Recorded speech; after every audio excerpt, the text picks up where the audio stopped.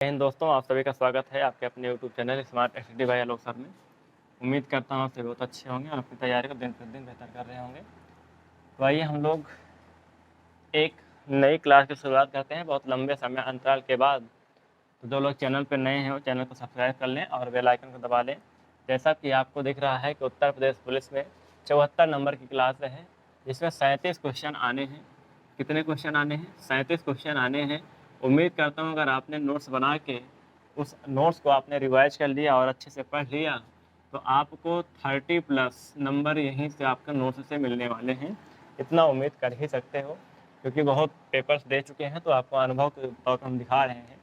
ठीक है, चलिएगा हम लोग देखते हैं कि पहले हम लोग सीखते हैं भाषा एवं बोली। पहला ही चैप्टर है, इसी को पढ़ते हैं क्योंकि यही बहुत कठिन होता है, तो इसको हम बहुत ही शॉर्टकट तरीके में आपको समझाने का प्रयास करेंगे और क्वेश्चंस आपके यहीं से आने की संभावनाएं ज़्यादा रहती हैं। कैसे? अगला हम लोग भाषा की बात करें तो भाषा क्या होती है? भाषा का कोई सीमित क्षेत्र नहीं होता है, इसका कोई सीमित क्षेत्र नहीं होता है। अगर हम लोग बोली की बात करें तो बोली का एक सीमित क्षेत्र होता है, एक बोली का सीमित क्षेत्र होता है। जैसे हम लोग प्रतापगढ़ की बात करें, प्रतापगढ़ की बात करें तो प्रतापगढ़ में क्या है? अवधी बोली जाती है। प्रतापगढ़ के अलावा और सारे क्षेत्र हैं बोली जाती हैं, लेकिन एक सीमित क्षेत्र है प्रतापगढ़ में, ये बोली बोली जाती है। ठीक है, तो ऐसे सीमित क्षेत्रों को क्या बोलते हैं हम लोग? जहाँ सीमित क्षेत्र में एक कोई भाषा या बोली बोली जाती है तो बोली बोलते हैं, लेकिन भाषा का कोई सीमित क्षेत्र नहीं होता है। बोली में एक अंतर और है कि बोली में कभी भी साहित्यिक रचनाएं नहीं होती हैं। जब भी साहित्य रचनाएं होने लगती हैं तो बोली न रहकर भाषा का रूप ले लेती है। किसका लेती है? भाषा का रूप ले लेती है। और भाषा में साहित्यिक रचनाएं आपको प्रचुर मात्रा में मिलेंगी। ठीक है, ये आपको भाषा में बोली का अंतर हो गया। अगर हम लोग भाषा की बात करें तो भाषा का क्रम विकास क्रम क्या है? भाषा के विकास का क्रम क्या है? क्रम क्या है आप लोग नोट करिएगा हमारे साथ साथ।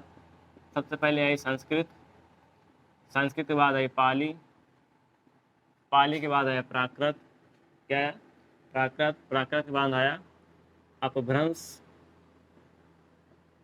अपभ्रंश के बाद आया हिंदी, क्या है? हिंदी, हिंदी को ही अवहट्ट बोलते हैं। क्या बोलते हैं? अवहट्ट बोलते हैं। इसी अपभ्रंश से एक विकास हुआ है सौर सैनी अपभ्रंश का। किसका? सौर सैनी अपभ्रंश का विकास हुआ है। ठीक है, इतनी बातें हो गई। इनका क्रम जान लेते हैं। अगर संस्कृत की बात करें, संस्कृत दो भागों में बढ़ गई थी, एक वैदिक संस्कृत और दूसरा लौकिक संस्कृत। एक वैदिक और दूसरा लौकिक। ये है संस्कृत का हमारा क्रम है 1500 ईसा पूर्व से लेकर 500 ईसा पूर्व तक। ये है 500 ईसा पूर्व से लेकर 1 ईस्वी तक। ये है 1 ईस्वी से लेकर 500 ईस्वी तक। ये है 500 ईस्वी से लेकर 1000 ईस्वी तक। और हिंदी है हमारी 1000 ईस्वी से लेकर चल रही है। ठीक है, 1000 ईस्वी। इसीलिए हिंदी 1000 वर्ष पुरानी भाषा है। हिंदी क्या है? 1000 वर्ष पुरानी भाषा है। ठीक है, ये इनका क्रम है और विकास का क्रम भी ऐसा है कि सबसे पहले संस्कृत आई। संस्कृत दो भागों में बटी, एक वैदिक संस्कृत, दूसरा लौकिक, फिर पाली आया, पाली के बाद प्राकृत आया, प्राकृत के बाद अपभ्रंश आया, अपभ्रंश के बाद हिंदी आई, हिंदी या अवहट बोलते हैं। इन्हीं के बीच में एक सौर सैनी अपभ्रंश भी आया हुआ है। तो वैदिक संस्कृत में क्या हुआ था? वैदिक संस्कृत में जो है रचनाएं हुआ करती थी, जैसे कि हम कहें कि वेद, पुराण, उपनिषद वगैरह की रचनाएं हुआ करती थी। तो ये आम लोगों की बस की बात नहीं थी कि हम लोग जो है वेद पुराण पढ़ लें। तो फिर क्या हुआ? उसका रूप थोड़ा सा परिवर्तित हुआ, बदला गया, तो लौकिक संस्कृत बनी। लौकिक संस्कृत का मतलब होता है कि लोगों की भाषा। क्या होती है? लोगों की भाषा होता है। उसके बाद आया पाली आया, पाली के बाद प्राकृत आया, प्राकृत के बाद अपभ्रंश आया, अपभ्रंश में सौर सैन्य अपभ्रंश आई। उसके बाद बात करें तो हिंदी आया, हिंदी को ही अवहट का रूप माना जाता है। ठीक है, तो अगर हम यहाँ से बात करें कि सभी भाषाओं की जननी कौन है, तो संस्कृत है। ये क्वेश्चन अभी वीडियो एग्जाम में आया हुआ है कि सबसे पुरानी भाषा कौन सी है, तो कौन सी है? संस्कृत है। ठीक है, अभी देखो सभी भाषाओं की जननी है तो मतलब विश्व की सबसे प्राचीनतम भाषा भी होगी, क्योंकि जितनी भी बोलियां या भाषा बोली जाती हैं विश्व में, वो सबकी जननी कौन है? संस्कृत है। संस्कृत से ही सबका विकास हुआ है। तो अगर हम कहें हिंदी की जननी कौन है, हिंदी की जननी की बात करें तो अपभ्रंश है। अगर अपभ्रंश से ऑप्शन में नहीं है तो अपभ्रंश के बाद कौन सा है? सौरसेनी अपभ्रंश, ये सही हो सकता है। लेकिन हिंदी की आदि जननी की बात की जाए तो आदि का मतलब प्रारंभिक कौन सी है? संस्कृत है, और सभी भाषाओं की जननी भी संस्कृत है। ठीक है, अब हम कुछ भाषाओं का लिख रहे हैं, भाषाओं के नाम लिख रहे हैं, इनके नाम आपको कमेंट्स बताने हैं फटाफट करके कि इसकी लिपि कौन सी होगी। जैसे कि हम लिख रहे हैं संस्कृत, संस्कृत की लिपि कौन सी होगी? नेपाली की लिपि कौन सी होगी? पंजाबी की कौन सी होगी? हिंदी की कौन सी होगी? और अंग्रेजी की कौन सी होगी? ये सारी चीज़ें आपको लिखनी है। फटाफट आप लोग कमेंट बताइए, जैसे कि हम लिख दे रहे हैं आप लोग भी लिखिएगा साथ साथ। संस्कृत की है देवनागरी, क्या है? देवनागरी लिपि है। नेपाली की कौन सी है? इसकी भी देवनागरी है। पंजाबी की गुरुमुखी है। हिंदी की देवनागरी है। ठीक है, हिंदी की भी देवनागरी है। और अंग्रेजी की कौन सी है? रोमन लिपि। ठीक है, अंग्रेजी की रोमन लिपि है। पंजाबी लिपि का जो है उद्भव किससे हुआ है? पंजाबी लिपि नहीं, ठीक है, सही है, इतनी बातें हो गई ना। देवनागरी लिपि का उद्भव किससे हुआ है? देवनागरी लिपि का उद्भव जो है ब्राह्मी लिपि से हुआ है। ब्राह्मी लिपि से हुआ है। चलो इसको भी बता दो कि पंजाबी की लिपि का उद्भव किससे हुआ है। ये आपको कमेंट बॉक्स में छाप के बताना है कि गुरुमुखी लिपि का उद्भव किससे हुआ है। ठीक है, ये बातें आपको बताना है। जैसे देवनागरी लिपि की बात करें तो ये लिखी कैसे जाती है? ये बाएं से दाएं लिखी जाती है। कैसे लिखी जाती है? बाएं से दाएं लिखी जाती है। ठीक है, इतनी बातें हो गई। इसको फटाफट स्क्रीनशॉट लीजिए और कमेंट में बताइएगा ज़रूर कि किस लिपि से किसका विकास हुआ है। ठीक है, ये क्रम भी है इनका, याद रखिएगा, ये ज़रूरी है। इनसे बताया ना कि अभी एक क्वेश्चन वीडियो एग्जाम में हाल ही में आया हुआ सवाल है, तो बन सकता है, ये इम्पोर्टेंट है। इसके बाद अगर हम लोग बात करें तो थोड़ा सा चर्चा करते हैं, और आगे चल के चर्चा क्या करते हैं, एक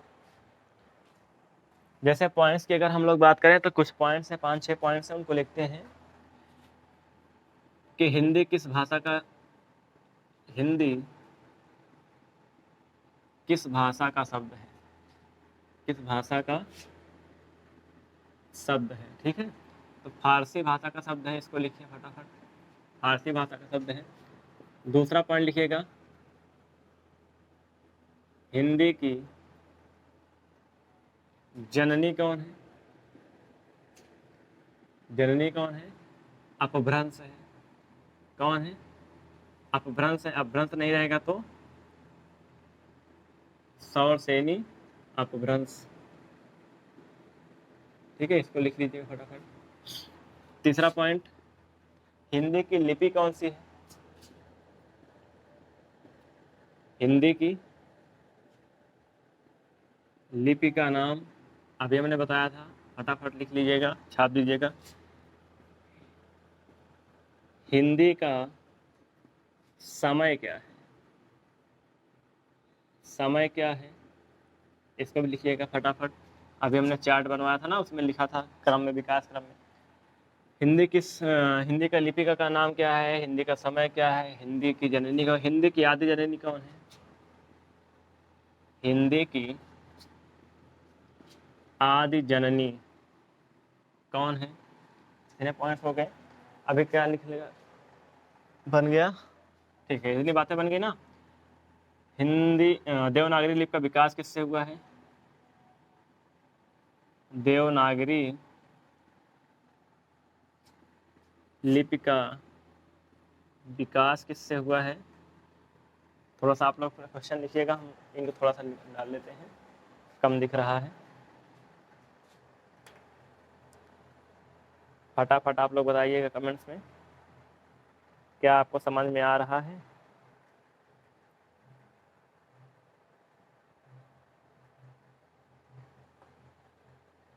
चलिए आगे हम लोग बढ़ते हैं।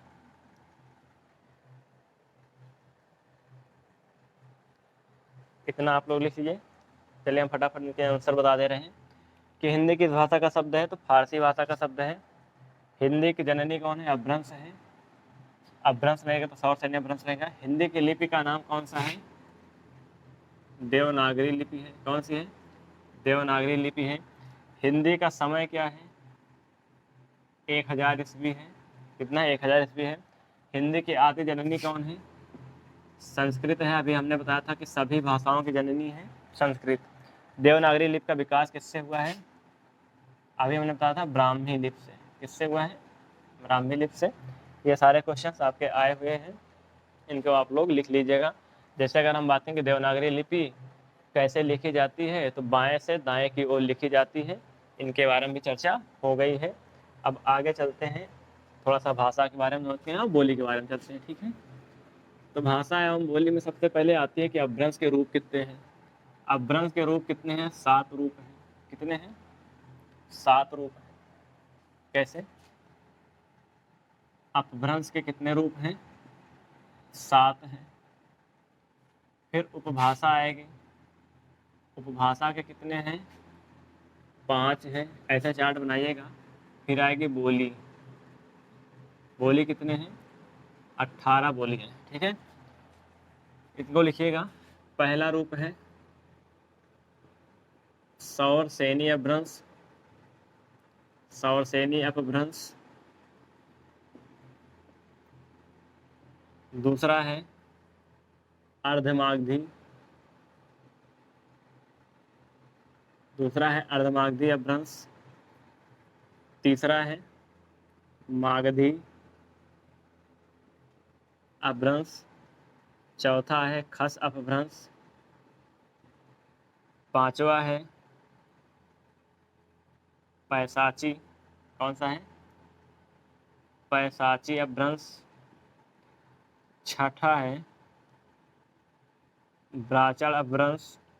और सातवां है महाराष्ट्री।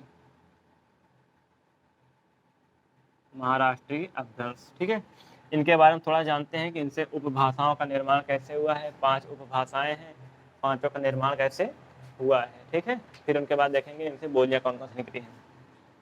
सौर सैनी से 2 उपभाषाएं, एक पश्चिमी हिंदी, एक पश्चिमी हिंदी और दूसरा राजस्थानी हिंदी। राजस्थानी हिंदी। ठीक है, अर्धमागधी से कौन सा हुआ है? अर्धमागधी से कौन सा हुआ है? पूर्वी हिंदी। कौन सा हुआ है? पूर्वी हिंदी। ठीक है, मागधी अपभ्रंश से कौन सा हुआ है? मागधी से बताइए आप लोग। बिहारी हिंदी। कौन सा? बिहारी हिंदी। बिहारी हिंदी, याद रखिए, बिहारी हिंदी। और खस अपभ्रंश से किसका निर्माण हुआ है? तो खस अपभ्रंश से हुआ पहाड़ी हिंदी। किसका? पहाड़ी हिंदी का।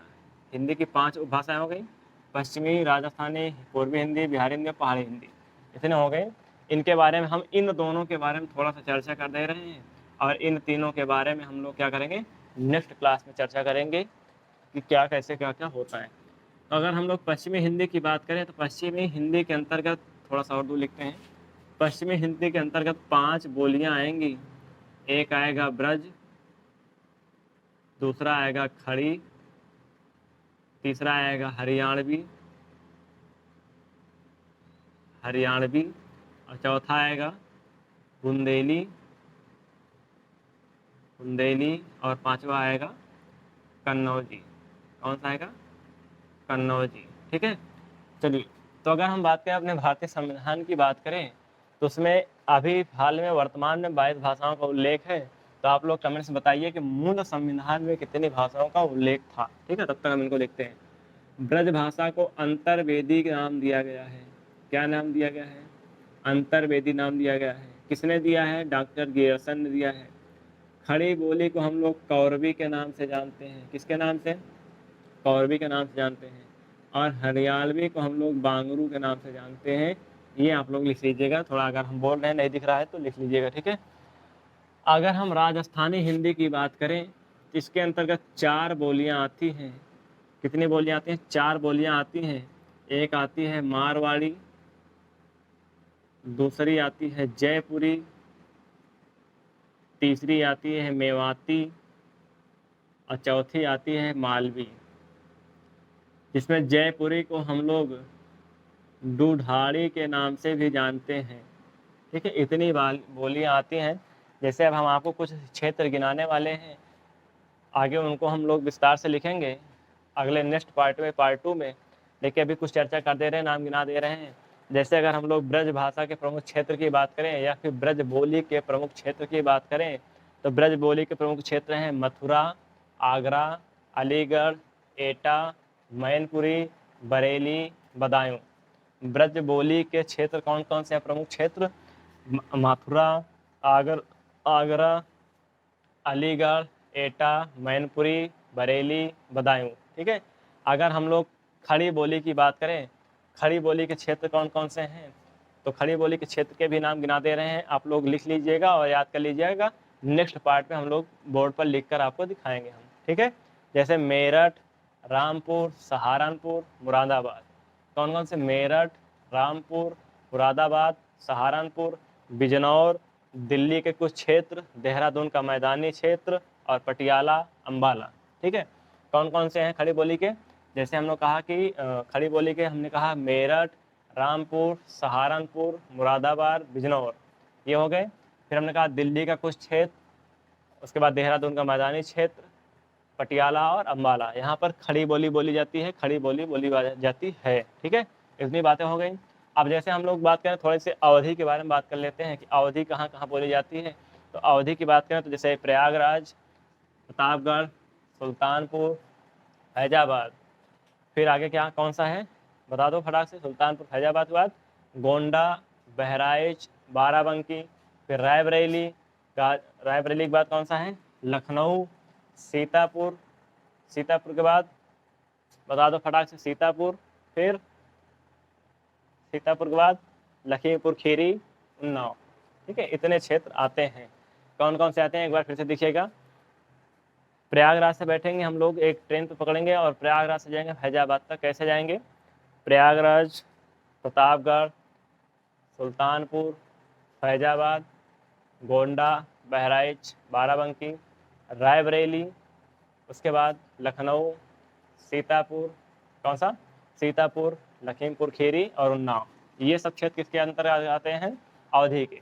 देखो ब्रज भाषा और अवधि में थोड़ा सा एक कन्फ्यूजन हो सकता है आपको, क्योंकि ब्रज भाषा या ब्रज बोली में बरेली आता है और रायबरेली के अंतर्गत कौन सी आती है? अवधि आती है। इन्हीं दो में थोड़ा कन्फ्यूजन होता है, तो आप लोग याद रखिएगा ब्रज बोली के लिए ब्रज, बा से ब्रज और बा से बरेली। ठीक है।